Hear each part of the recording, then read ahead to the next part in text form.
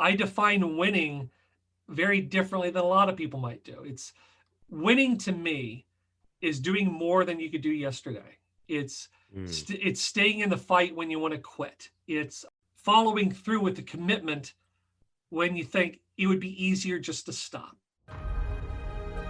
Welcome to the Going North podcast, where you will be informed, encouraged, and empowered to embrace your dreams and advance in life through authorship. I'm your host, best-selling author of the book Stay the Course and certified leadership trainer, Dom. But right now, be sure to check out the goods and services from every guest, as well as the host himself, yours truly. Now let the fun begin.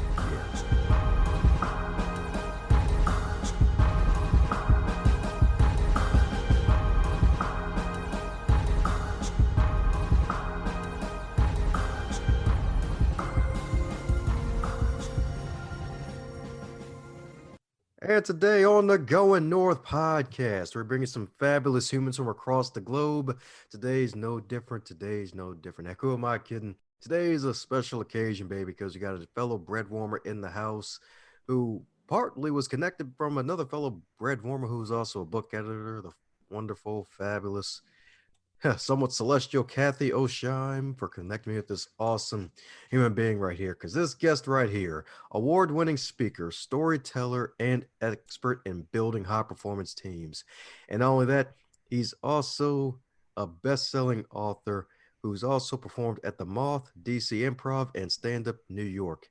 And back in 2004, he suffered a devastating motorcycle accident, fracturing his spine and having to learn to stand and walk again. This wonderful gentleman right here went from a wheelchair to running up the Empire State Building, riding to the top of Mount Mitchell, and running the Marine Corps Marathon. So let's give it up for a fellow super special awesome human, as well as a U.S. Army veteran, David Hollingsworth. How you doing today, sir?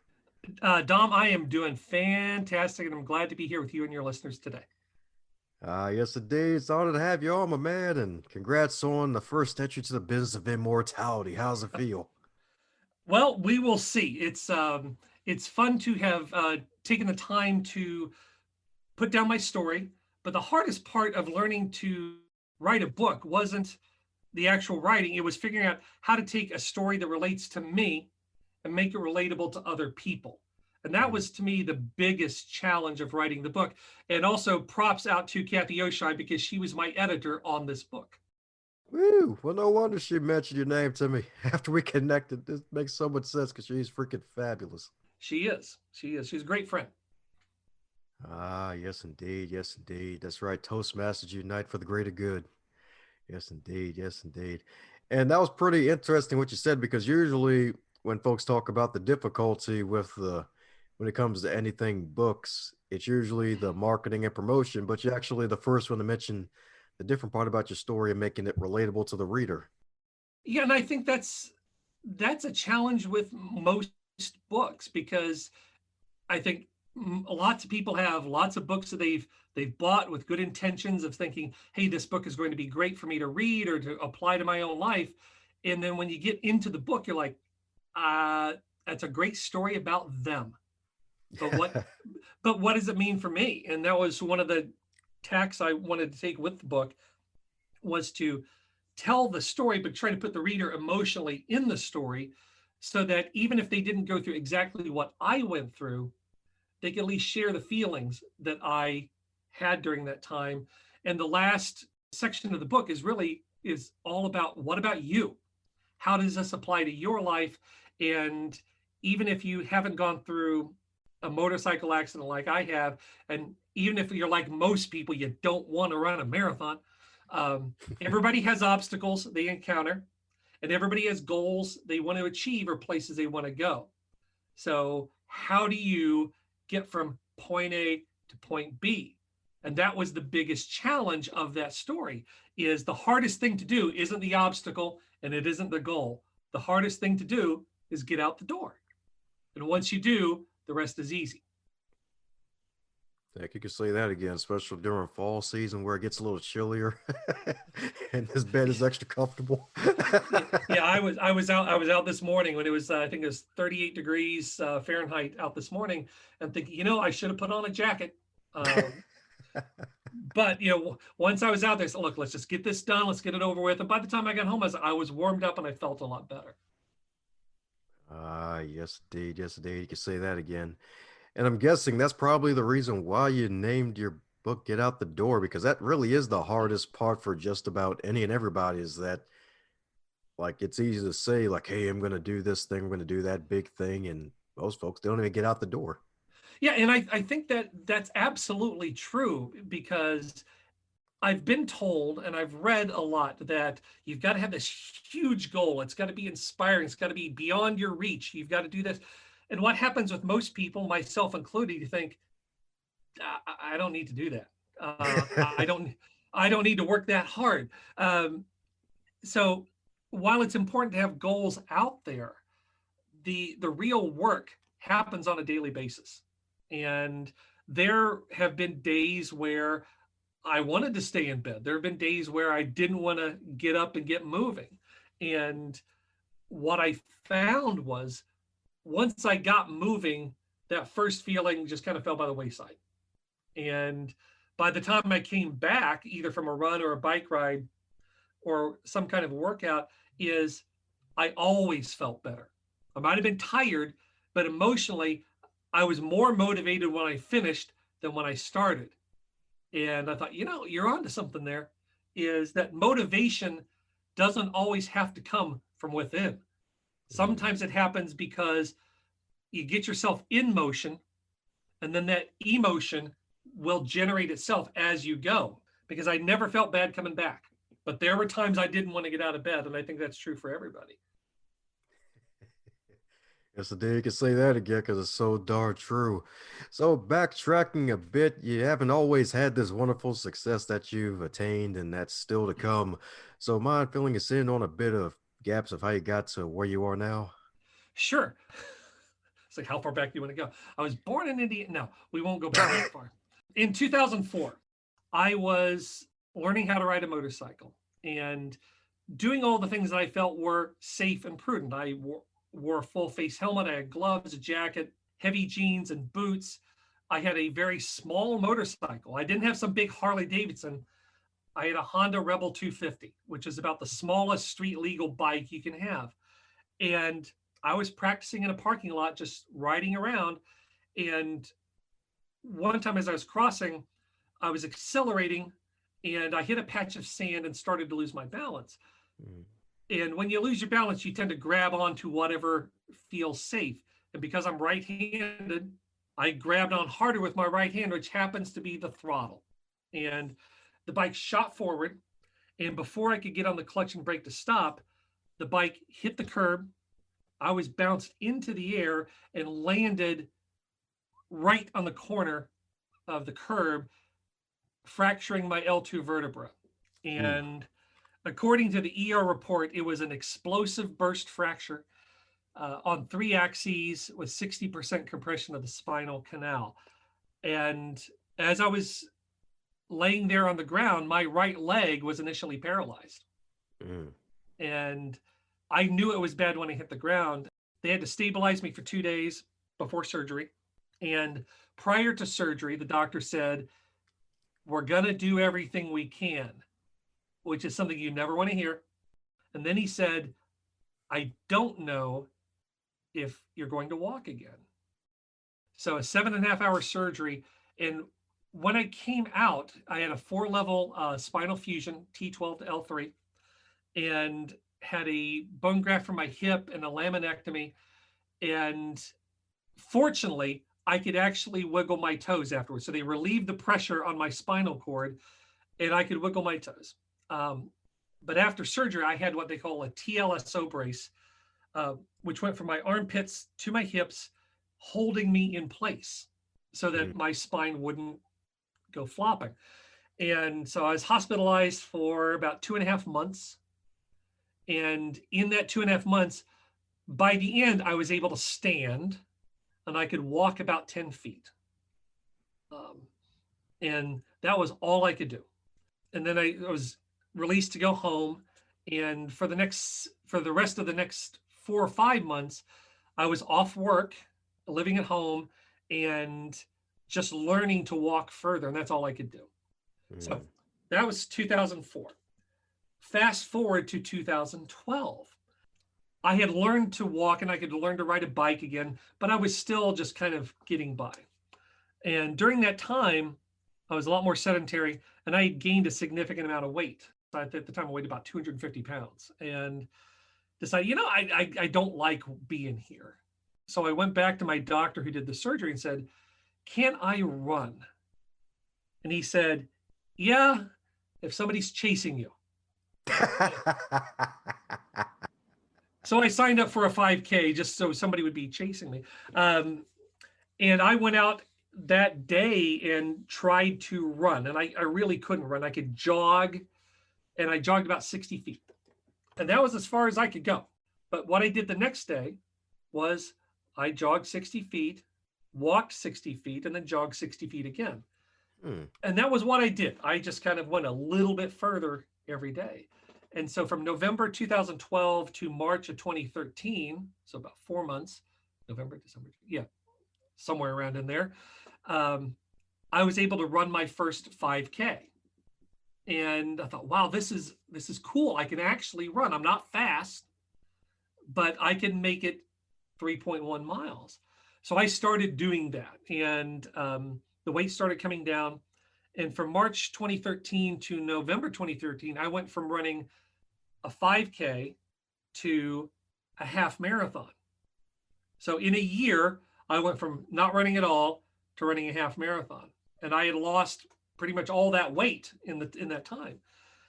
So I'm getting down to the end of 2013 and thinking about bucket lists and like, if I can do a half, why can't I do the whole thing?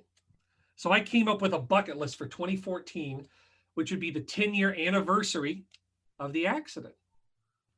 And then in February, I ran up the Empire State Building.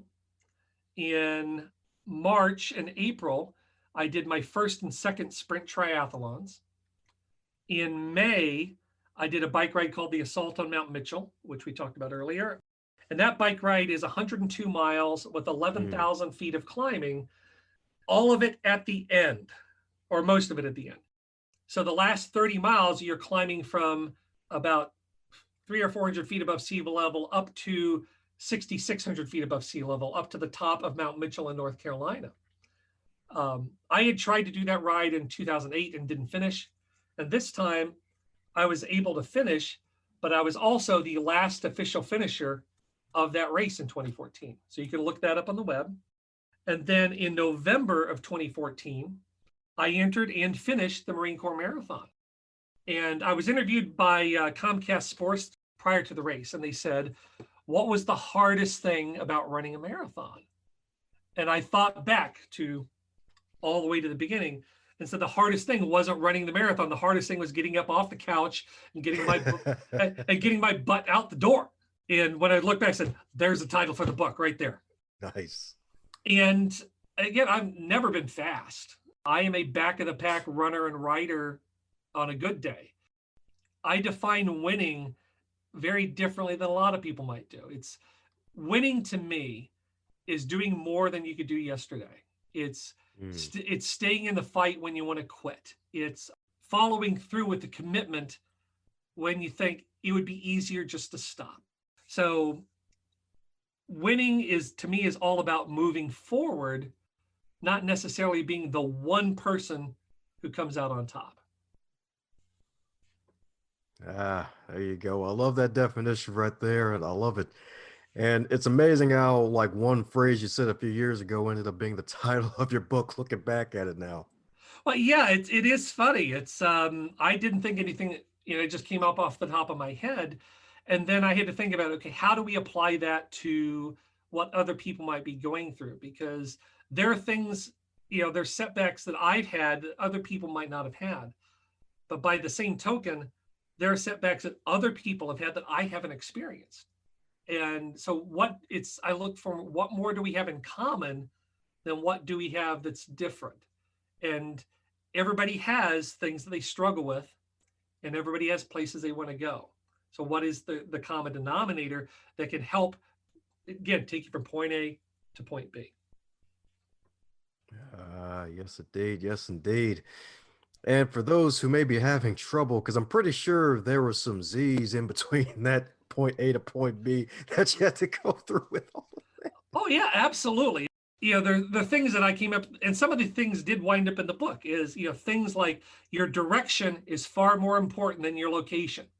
Mm. So if you think about, well, I'm not where I want to be. Well, that's good. If you're not where you want to be, that means you recognize that you want to be somewhere else. And once you know that you want to be somewhere else, you can put together a plan to get there. So your direction's far more important than your location. Also, that progress is rarely in a straight line. That you'll go 2 steps forward and 1 step back. You go 3 steps forward, you'll take 1 step this way. You have something unexpected happen in your life that you now have to deal with that you weren't prepared for. Yeah, welcome to real life. Stuff happens and you got to deal with it. The good news is you can handle this. As long as I have a saying, it's like, I woke up on the right side of the dirt this morning, it's going to be a good day. Because again, it's as long as I'm up and moving, I have an opportunity to do something else, to do something new. And I'm grateful for every chance that I get to do that. Heck, amen to that. Amen to that. Because you're so darn right. Because it's good to be on the top side of the dirt instead of the bottom. Yeah, it's like even on my worst day, I'm like, I'm here and I have an opportunity to do something. And there are days when nothing goes right. I've had them. I've had one this week where nothing went right. But the good news is, by the end of the day, I had a plan to make things better on the following day. And as long as you again keep getting up to bat, taking a swing, you have an opportunity to get on base. There you go. There you go. So, for those who need to make that step to actually get out the door, what would you say probably the most important thing to help folks really get out the door? Because a lot of folks, they just get scared right even before they even get to pick up their keys. Some may just want to stay in bed and be a turtle or a cocoon or something and just want to sleep the day away. So, what's probably been the biggest thing that's helped you to really just to take that step and go forward and get those victories under your belt? Because it's not every day you get in a motorcycle accident and No. actually come back and compete in all these marathons. Well, the thing about getting out the door as a metaphor is it's really just getting in motion. It's doing something. You know, you don't have to, you don't have to know where the finish line is to get started. Do one thing. I don't care what it is. Do one thing. And then it's a lot easier to do the next thing. It's like if you're sitting in your car at a traffic light, especially if you had, if you grew up, I did in the 60s and 70s, and you have one of those cars that didn't have power steering, and you try to turn that wheel, Yep. as we called it, Armstrong steering.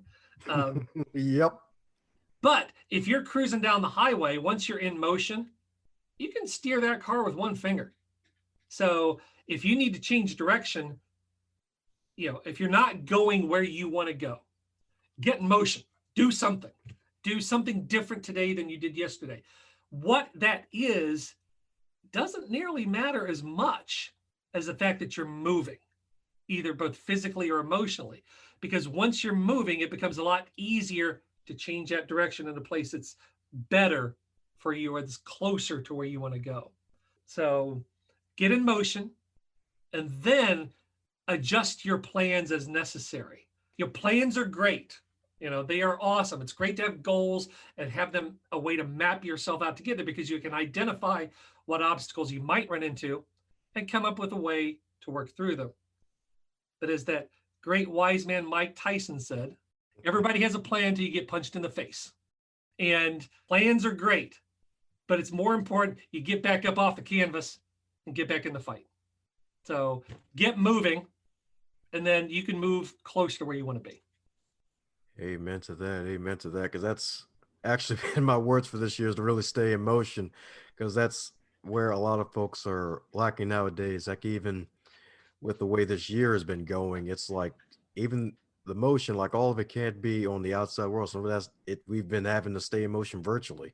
Oh yeah, with COVID, there's certain businesses that have just, initially came to a screeching halt. Uh, the speaking business and the live entertainment business literally came Hmm. to a screeching halt. And for a while there, a lot of people were thinking, well, what do I do? How do I do this? But then you start to see people pop up and say, oh, let's do this. Let's find a way to do more webinars. Let's find a way to do more virtual speaking events. Then you see people start to innovate with what they're doing in those events. Instead of just having a fixed camera and saying, here's what I'm going to talk about, they can actually start to do more interactive things where they have multiple camera setups. They have slides that can play. They have live video that can play during those events. And everything from performing to teaching to learning, there have been people innovating in that space. And I think the people who have been successful at that have gotten in motion first and then figured out, okay, how do I, because not everything's going to work out. And one of the things I've said is I'll try 1,000 things that don't work to find one that does. And so you may be trying a lot of things that don't work, and try to be smart about it so that you're not wasting resources, but don't let the possibility of not being good at something keep you from getting started. Like writing, writing a book is the first draft of a book. You've got to get over the idea that it's the first draft will not be good. It won't. It's gonna suck. That's why you get it written, you get it on the page, then you have somebody else who knows what they're doing take a look at it and say, hey, David, I like this idea. I like this idea. I don't get this part. And what should I be learning from this? So again, get it on paper, get it out of your head, out of that metaphorical door and onto the paper. And then you've got something to work with because you can always make it better. And so that's what I would encourage people to do is don't let your fear of evaluation or being viewed negatively at something keep you from getting out there and competing at it. It's okay to suck. It's okay to be bad at things. I've done it a lot, but you get better at continuing to figure out what's working, what can work better, what do I need to stop doing, and that will move you closer to where you want to be. Ah, yes, indeed. Amen to that. Not being afraid to suck, like that's probably one of the biggest fears that everybody has to get Oh over. yeah. Yeah, it's really it's the fear of being, viewed negatively by other people. Get over that because number one, most of them don't care. Most Hmm. most people really, you don't register on their radar, which can be just as devastating that you don't that you mean I don't mean a lot to you. Yeah, it's okay. Most people are not thinking about you. Um, so number one, get over that idea. And number two, um, realize that it's a journey, that you're going from where you are today to be a better version of yourself in the future. And the way you get there is by being bad at it at first and then chipping away those pieces that don't fit and adding on the skills that you need to be better.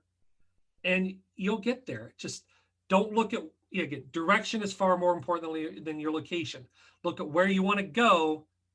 Don't look at where you are. Like if you're riding a bike, if you're looking down, you're likely going to fall. You look at the horizon where you want to go, and that's where you're going to go.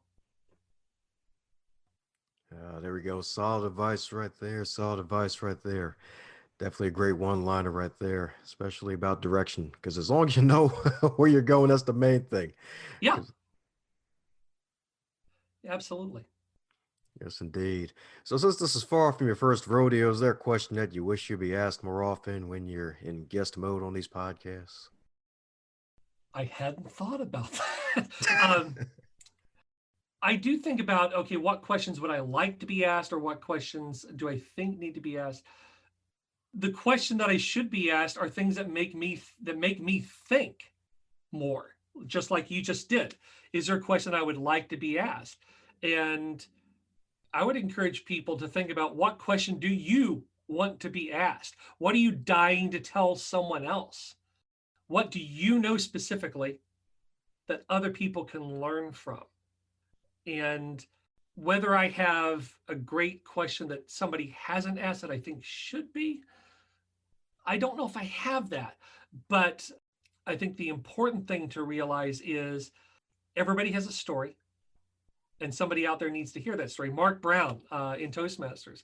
And one of the reasons I got into Toastmasters, there's a movie he's in called Speak, where he looks at the camera and says, your life tells a story.